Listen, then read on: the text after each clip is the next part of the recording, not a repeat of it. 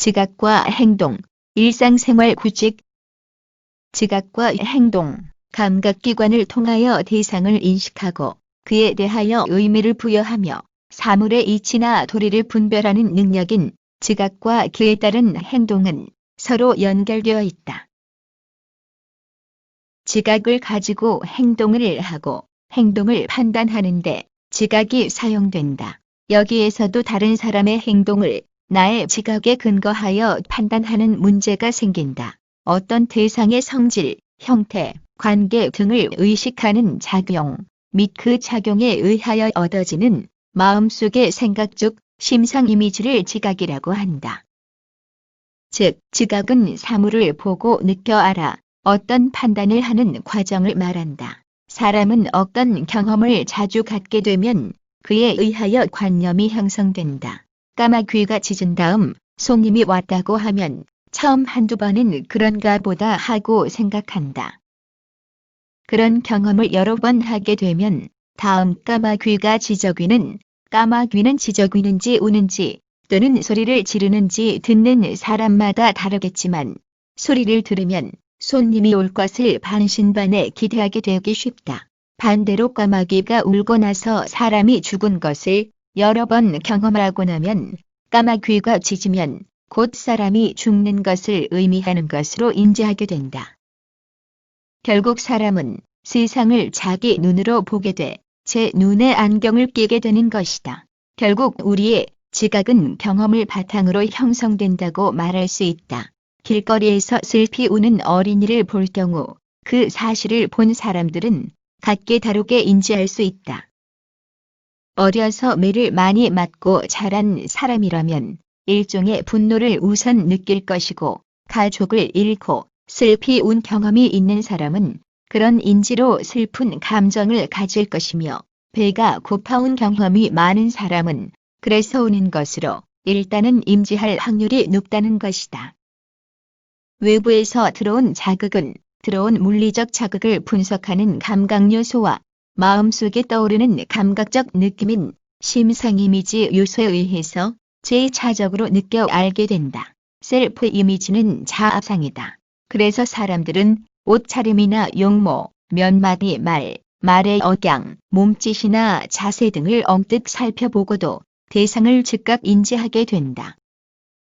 물론 그것이 부정확할 수 있음은 재론의 여지가 없다. 이렇게 한 번 저장된 인지 요소는 오랜 시간이 지나면 다시 변형될 수가 있다. 이를 근거로 다시 사물을 인지할 경우 착오의 가능성은 한층 커질 수도 있다. 우리는 상대방의 언행이 내 마음에 들지 않을 경우 상대방에게 불만을 표시하며 고치기를 원하는데 그 뜻이 실현되면 갈등은 예방될 수 있다. 그러나 상대방이 개선하려는 의지가 없을 때에는 화를 내며 분노를 터뜨리게 된다. 갈등은 주로 한쪽의 기대에 어긋나는 행동이 이어질 때 발생한다.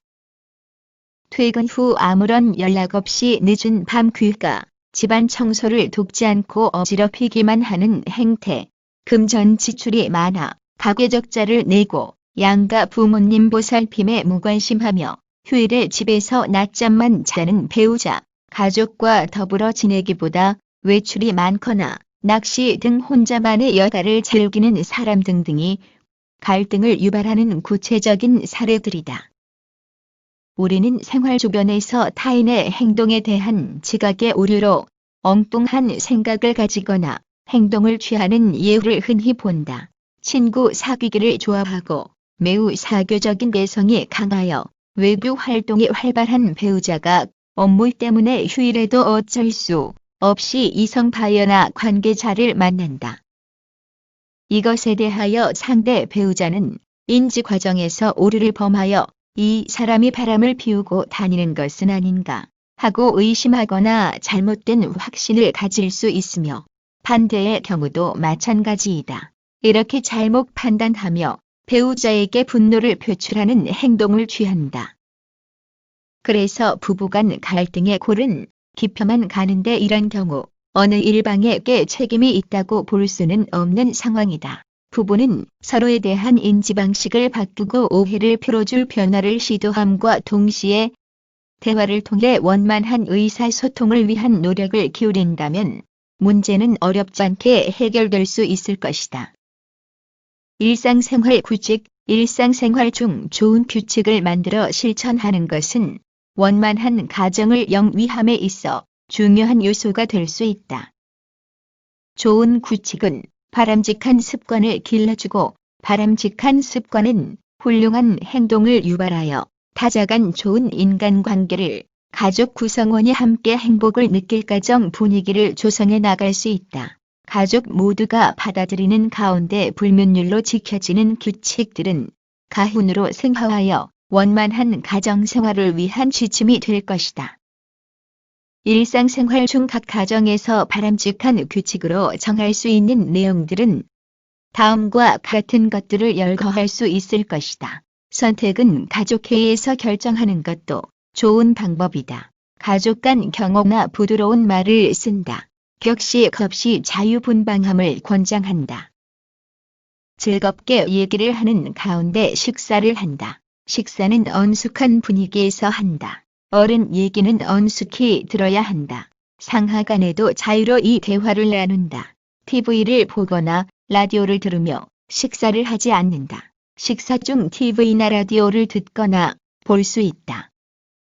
어른 식사 중 다른 사람이 자리를 떠선 안 된다.